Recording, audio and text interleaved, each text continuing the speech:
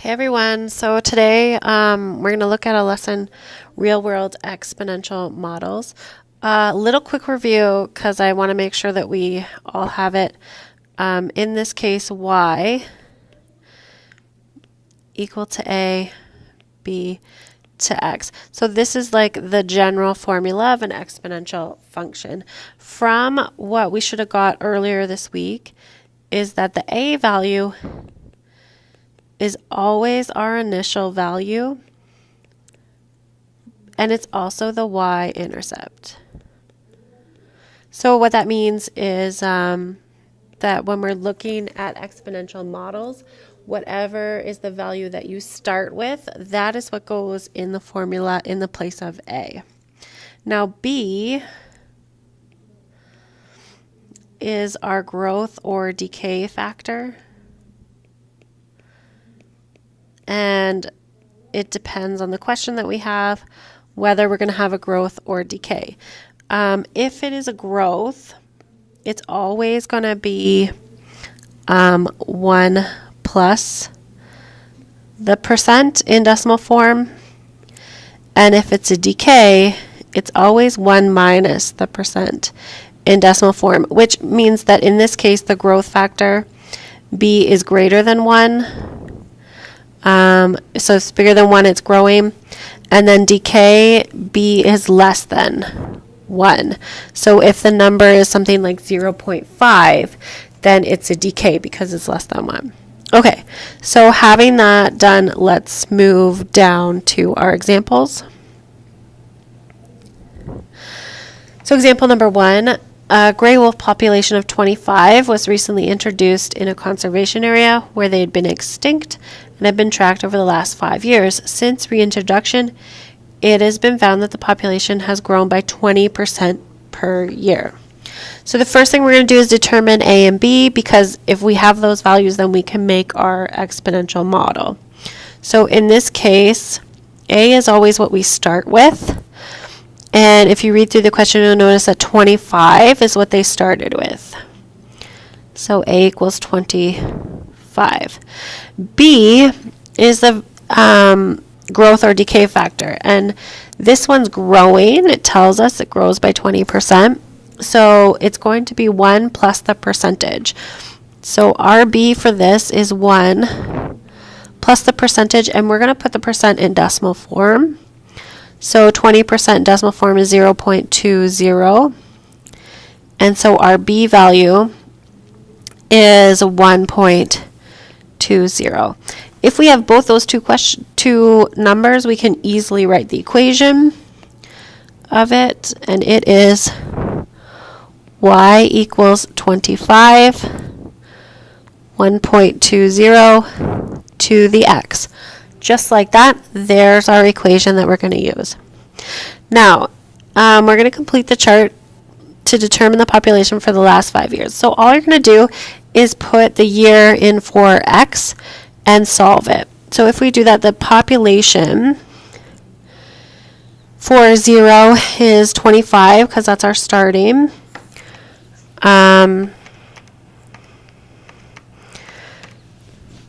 The first year, if you put 1 in there, you get 30.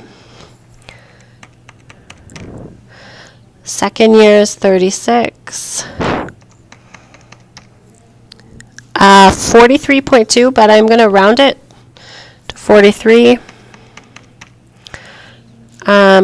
52, if I round it. And the last one is 62. Now, it says to graph the function above. So we're going to take those numbers and we're going to graph it. I'm going to try to make it nice and even here. So 1, 2, 3, 4, 5. And we're going to go up to 62. So I'm going to just go up by tens.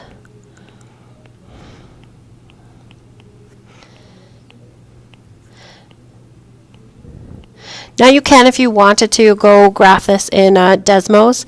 That's fine. But we're going to start with 25. At 1 year it was 30. At 2 years, it was 36. 3 years was 43. Oh, that should be a 4. 4 years was 52. Oh.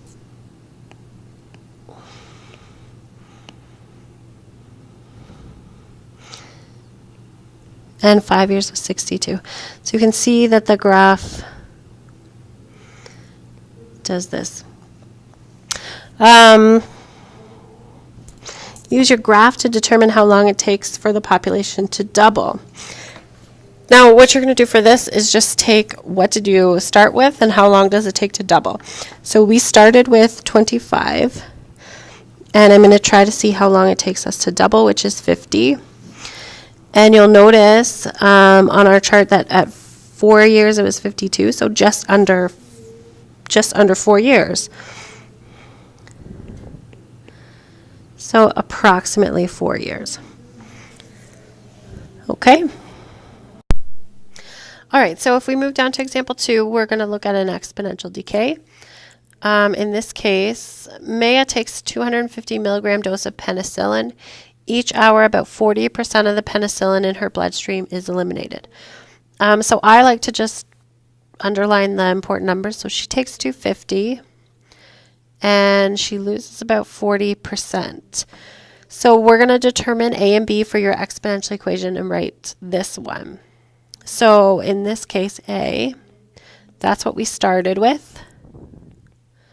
So 250. In this case, we're doing a decay. It's decreasing. So we're going to do B is 1 minus the percent. 40% in decimal form is 0.40. And that gives us 0.60. So our equation, really simple, 250 for A times 0.60 to the x, where x in this case is every hour. Okay. Complete the following chart to determine the amount of penicillin in her bloodstream over the last 5 hours. Okay, same thing. At 0, it's 250, because that's what we started with.